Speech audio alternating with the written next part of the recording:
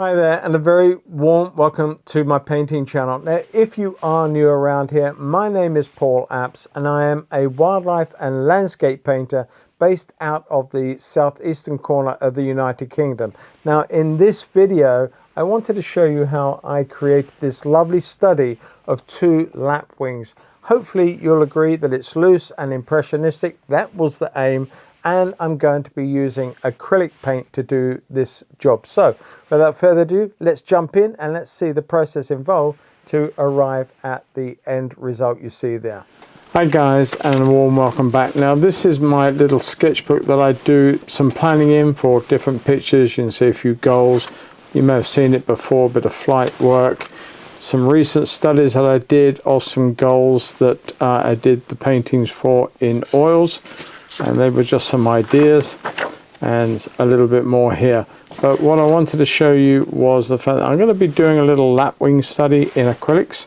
And these were some preliminary sketches. Now, I did just sketch this one out for this particular painting. And I'm just going to start making a few shapes. Now, I don't want to come too close to here. Likewise, I don't want to end up with a tail off of here. I'm going to be a little bit savvy about the shapes, and what I'm going to simply do is give myself a bit of an idea here. Just a little shape there, and maybe another shape there. Just make some simple marks. Look at the angles of the head. There's quite a dip there.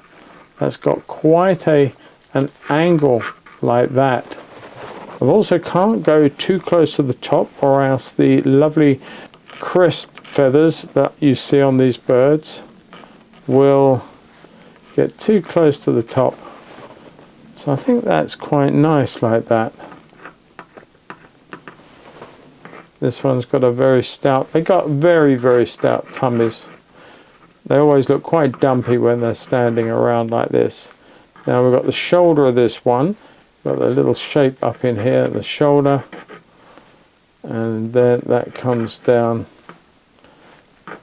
maybe about there. We got some reflections coming down through here, but we got this little bit of spongy grassy material, very thin strip of it through there, and it sort of comes up over this tail area, so maybe a little higher.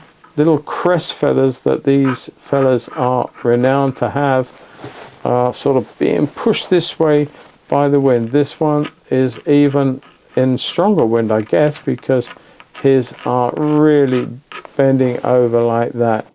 Okay, so what I'm doing now is sealing in my pencil drawing with some matte medium and varnish. You can use gloss medium and varnish, it doesn't really matter. I'm now putting in a coat or thin coat of burnt sienna whilst that matte medium is still wet, and that helps to give me a middle tone to start to work on. Now I'm putting together some of my blues that I'm going to be using quite a bit in this painting. I also put a lot of white in, and I also add in quite a bit of cerulean blue. Now you'll see me use a lot of burnt sienna and the blues. It's that lovely mix of complementaries that I love to use in many or most of my paintings. And I'm using horizontal marks just to define the sort of watery aspect of the scene, both in the background and later into the foreground.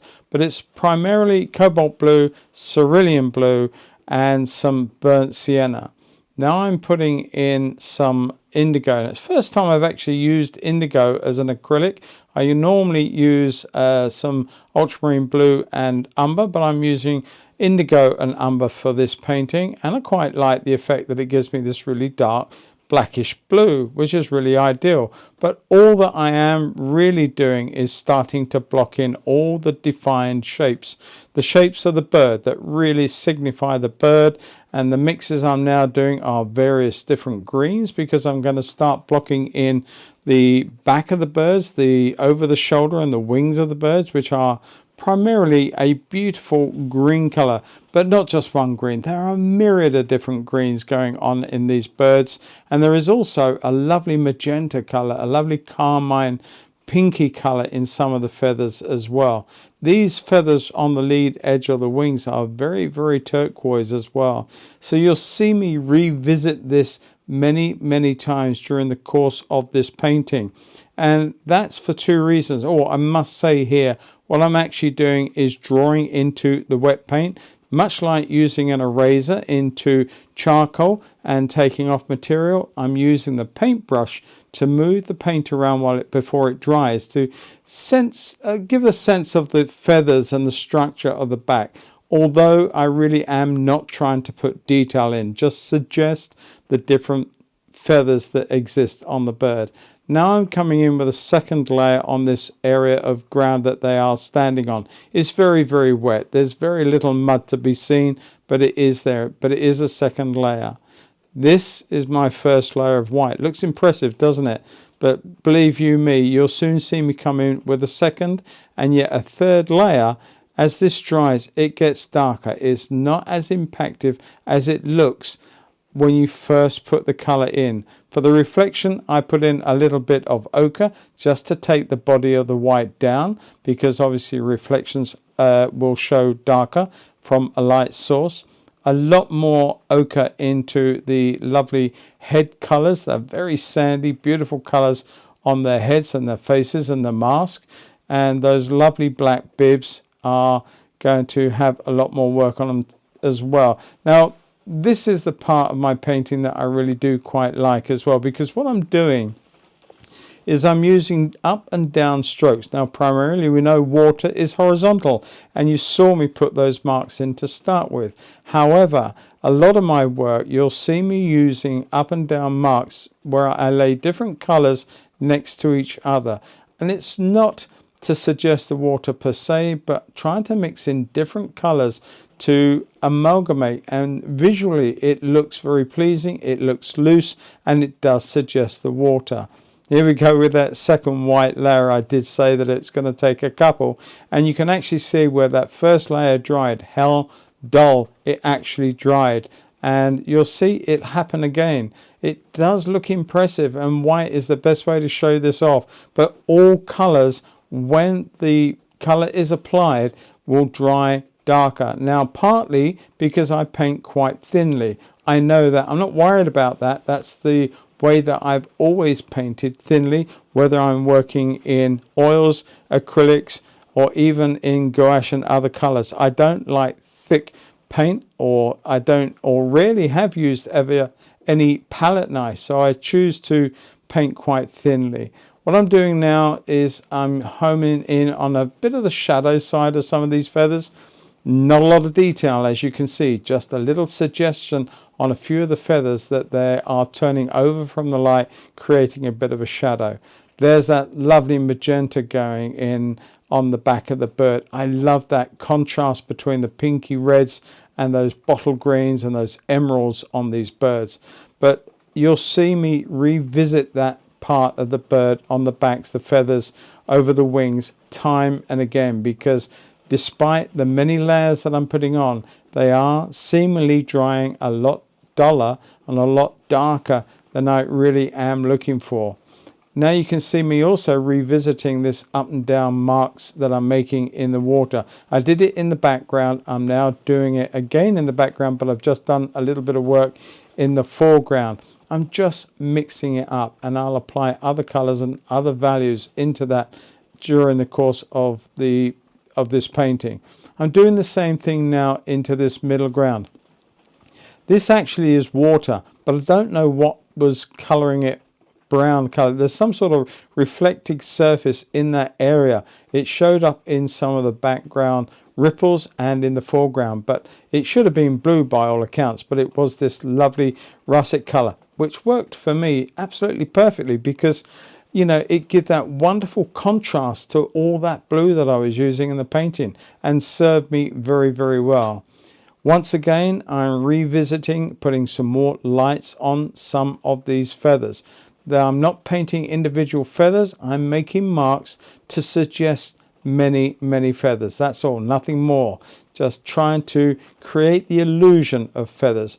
Now, one of these birds, this one, had lots of little white tips to the feathers. Some of you out there may know the reason why one did and one didn't. I don't know if it's a sex thing, one male, one female, but one definitely carried these little edge marks in a buff white color, and the other one didn't have any at all. So that was quite an interesting little observation during the course of. Now I'm putting a little bit more light onto some of the birds' faces. That will allow me to further define the shape of the face, the mask, and I'm going to come back in now and start putting some of the darks in. Here I decided that because the bibs were a little bit on the light side, that's great because the light will act as a bit of a shimmer to those beautiful feathers. So I used a direct black in as much as indigo and umber, but more indigo than anything else. And that dark really served to show how dark it was, and any light showing was really working in my favor because what it was doing is acting like that little bit of shimmer on the feathers. Now in the foreground I am putting in a few marks again to support all the brownie marks, the russety red ochre marks that you can see in the ripples and in that area of water. I'm just adding a few to them and coming back across some of the marks that I created before. It's all to further create the realism, or at least the sense of realism to the scene, but also making sure that I have got enough density in the paint, enough opacity, because working thin like this you will need lots and lots of layers to create the opacity that you might be seeking in the work that you're actually doing. Now I'm coming in with a few darks from the indigo and a bit of the umber mixed up to create, I don't know, little bits of dirt, little bits of something sticking up out of the water or in the water where they're standing. I have done quite a bit of area here and further increased the amount that you see in the foreground, and that's adding weight to the foreground. There's not a lot going on in the background, and I really don't want that because it will confuse the picture, and I want the weight in the foreground so that the birds are set centrally, they're set nicely, not too much in front, not too much behind, but more in front of course, and just a lot more information. But these bits of information are merely taps of color. I'm using two brushes primarily in this whole painting, and that is a 3/4 inch flat from Rosemary & Company and a 1/2 inch flat from Rosemary & Company. And I use it in all a variety and ways. I use it on its flat edge to draw down. I use the chisel and I use the corner. Each of those actions creates a different brush mark that served me well. And it's only at the end of this painting, when I put those lovely little feather plumes in, will I actually use a rigger on this occasion. Not always the case with me, as you well know. I will pick up a rigger way too soon sometimes. But on this one, I just stayed true to what I was aiming to do, was to create a very loose and a vibrant painting that I could just let go on and enjoy that with bigger brush marks. And primarily that's what I stayed with. Now whether or not, as I say at the end of this painting, I'll leave it for you guys to decide, did I achieve my goal and make it a loose painting? That was the aim, and that is the aim for all my paintings during 2026, is try and rediscover where I used to be when it comes to painting loose and impressionistically, and that's what I'm looking for in here. So this, I think, is a real good step forward towards that goal. But again, I'm revisiting all of these areas. The color is settling down too dark, and you think, how many more times am I going to do this? Well, I've got to tell you, towards the end of this painting, when I finished one stint of this one evening, I took it in pleased as punch, thinking that I'd actually finished it. It looked good. Under the lights, it looked good, and I was really, really happy. Here's that rigger, and there's that single draw line of those plumes. Just be completely committed to it. Just do it. Don't fuss over it. Just put it down, enough paint that is loose to go on, and draw that line, and don't think twice about it. It's when you start hesitating, that's when mistakes happen. I think I've just lost my thread about where I was with this overnight, but I'm putting in information now that I think is the next morning. I sort of woke up and thought to myself that these colors are still too dull, and these birds glow, shimmer in the sunshine, and I really wanted to convey that. And I just went back out into the studio and carried on filming this to achieve those goals. So the last part of this painting really is centered around me obtaining that shimmer, a little bit lighter green, even a little bit of lemon crept into some of the greens now to start creating that extra degree of light that I'm looking for. Now I knew full well that this was going to dry duller again, but I thought, or at least I hoped at this point, that I'd actually done enough this time to complete the task and make those wings or those feathers look more metallic than they would ordinarily do. These birds are absolutely beautiful, whether they are flying or indeed whether they are roosting, or not roosting, but sitting down in the water as they are now, asleep and with one eye on what might be going on, but certainly trying to sleep a little bit. But yeah, I think I achieved it, and I think that this last section of adding those last bits of light into that plumage really worked, and adding a little bit more into the face. But yeah, I think we're there. I think we're at the end of it. I hope you have enjoyed it, as I say, and I hope you have got something from this to take on in your own work. But I have had a lot of fun. It did take over 3.5 hours to do.